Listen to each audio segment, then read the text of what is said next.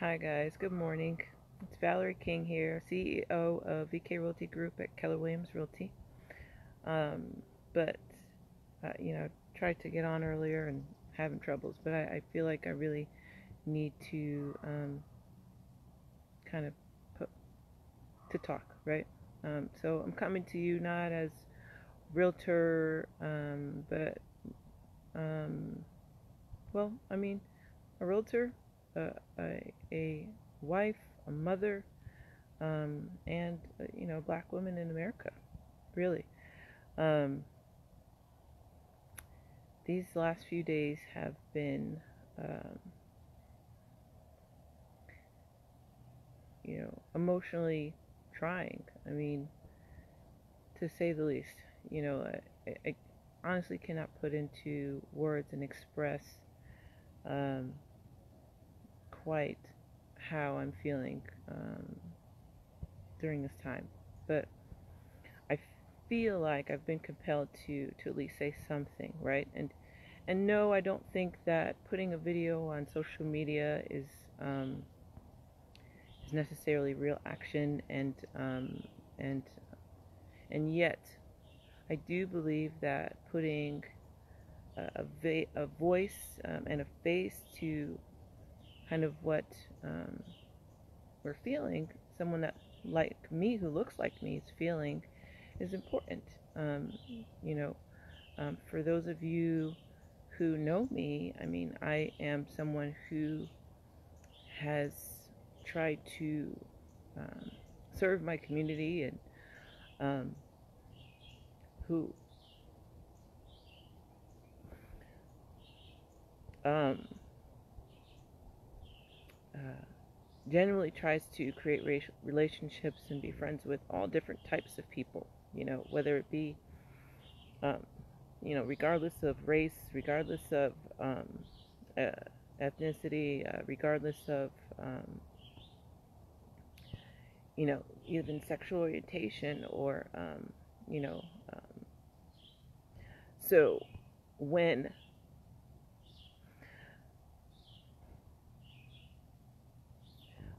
you wake up in a world where you don't um, you don't know if your children are going to um, be uh, respected and treated fairly and equally, um, it's disheartening. You know, it doesn't matter, you know, um, how much we make and how many houses I sell, and what we try and teach our children when um, they wake up and they go outside, and all someone sees is the color of their skin, right? Um, I have 3 young black boys that I'm raising, and um, to not know if they will, all the things that we're trying to give to them, and all the ways that we're trying to show them to be good people, to be good leaders, to give to their community, and you know um, all that made me nothing, right? Made me nothing when as they grow older and walk on the street and get mistaken for a threat, right? Um, and I look at them and they're so innocent. They're so loving and careful to capture that forever. And yet, I know that that's not real life. I know that's I'm going to need to make sure that they're aware of the world that they're in, and I pray and I hope that um, you know uh, being able to use a platform like this to be able to show my fellow colleagues and friends, and um, those who are out there that don't look like me, right? That you stand with us in trying to create real change, right? Trying to create an environment, create a world where um, we are judged by the actions that we take, by the things that we do, and how we treat each other, and not simply by the way that we look. Because guess what? I didn't choose the color of my skin when I was born, neither did my children, and yet I'm proud of it, right? I'm proud of who I am. I'm proud of my family. I'm proud of the parents that I had and how I was raised, and I want my children to be the same, right?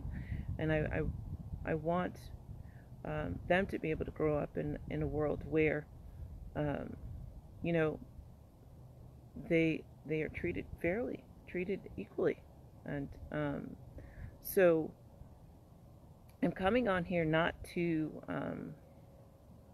yeah, because I hate getting on camera, you guys, like really, but I feel like because I'm not always vocal. You know, I do a lot of things behind the scenes, right?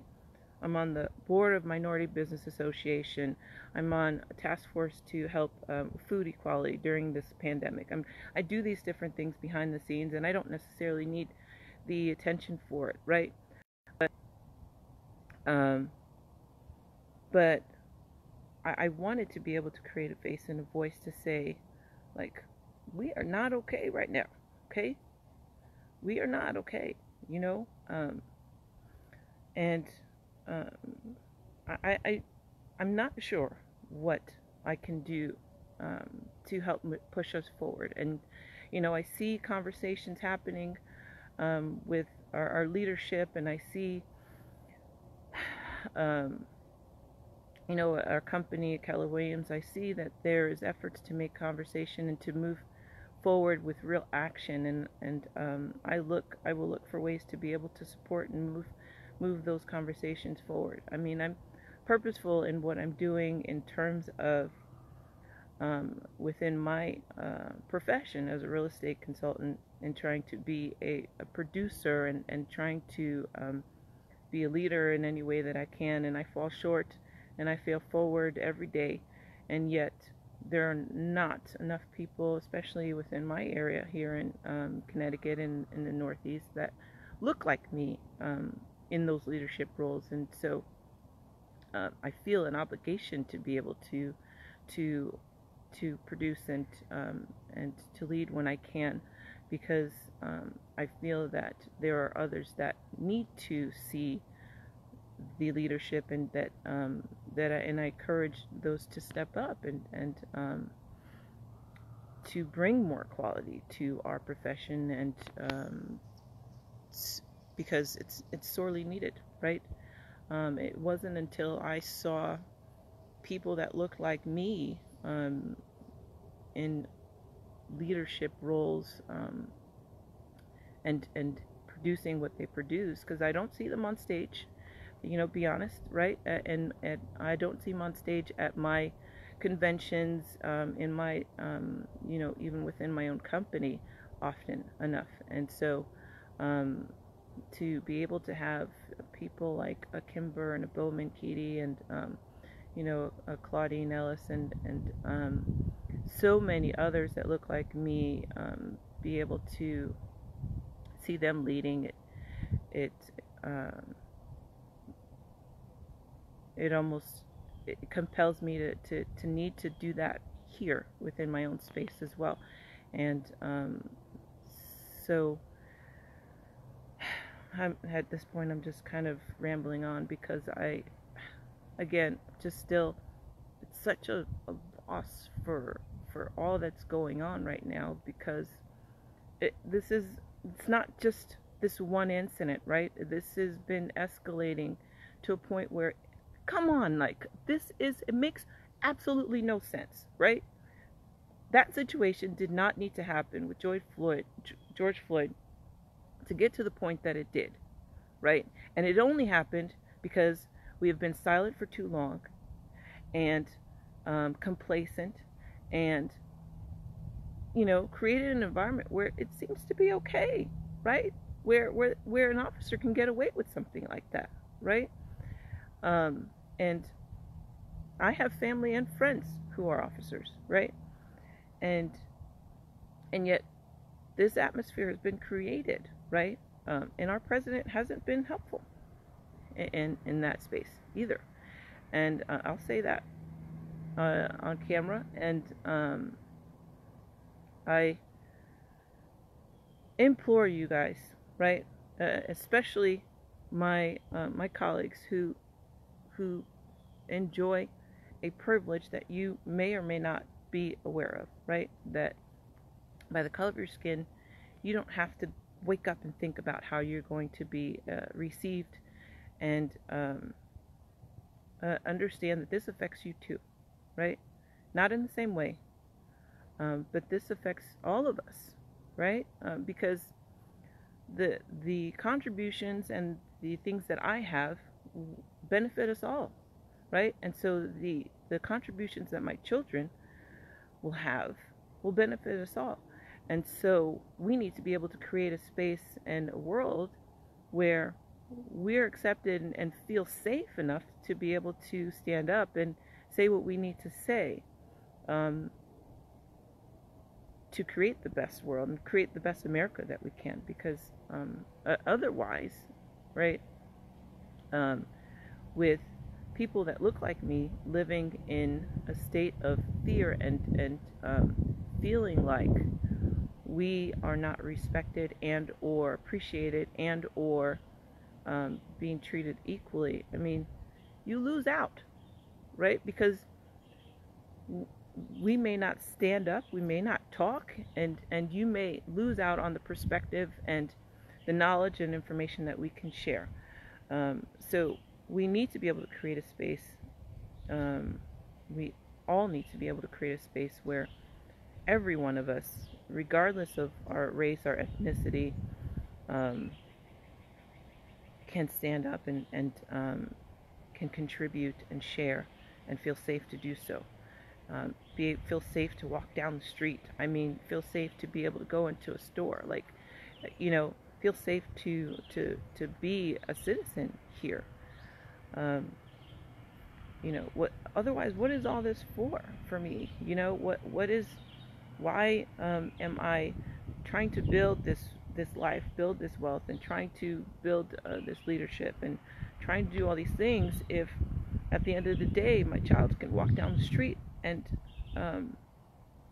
be killed just for the way he looked and get away with it because they thought that he was a threat, right? You know, my husband is out there and working, and I pray for him and I fear for him, you know, to be out there because I don't know, right, what could happen. And so I wake up and today, and my heart is heavy because I know that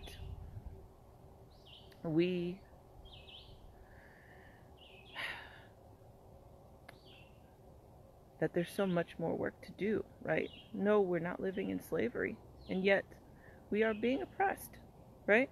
We in ways that we don't necessarily see and feel every day, because we're able to work and walk in the space that we're in. And yet, if my husband can go, you know, down the street and not return home, like what is that, right? So, again, this is simply a one-way conversation. I appreciate all the waves. I appreciate you guys watching in and listening, just to say that we're not okay right now, and we need everyone to stand together in some way or somehow, and stand up and say, this isn't okay. This isn't how we want our America to look, how we want our world to look, because we just want to live, you know. We just want to be able to contribute. We want to be able to share. We want to be able to love. We want to be able to be together, and work together, right? And feel safe to do so.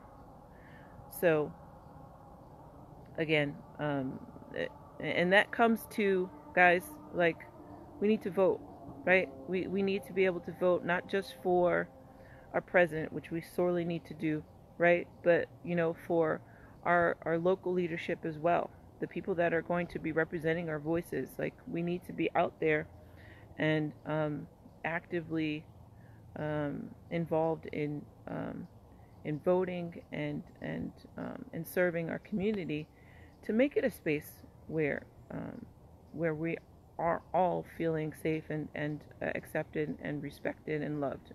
So if you've been on the sidelines because you're not sure what to do, reach out to someone and at least have a conversation, right? Because we've been doing stuff all along. There's people that have been doing things all along to serve our communities, and I'm not going to pretend like I'm at the forefront of anything, right? But I do my small part when I can, as I can, to help, to serve, to care, right?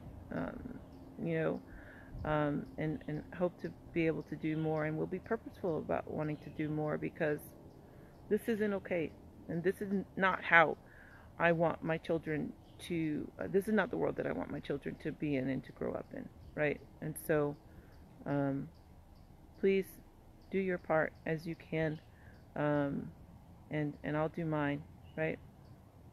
I love you guys. I truly do that. I truly mean that. Um, I and if you feel the same, please do what you can to stand with us and be genuine, right? Be genuine about it. Be real with us. I don't need platitudes. I don't need speeches. We need action. We need to work together and make this world a better place, so that we all can live, right? Um, and serve each other for the greater good. So with that, I'm going to sign off. I thank you guys so much, and feel free, if you want to extend the conversation, to reach out. But again, I'm going to be looking for ways to serve, and I pray and hope that you guys all do the same, and that when my children, who are 6, 7, and 9, grow up to be 18, 19, 20, 21-year-olds, like, that we're not still having this same conversation.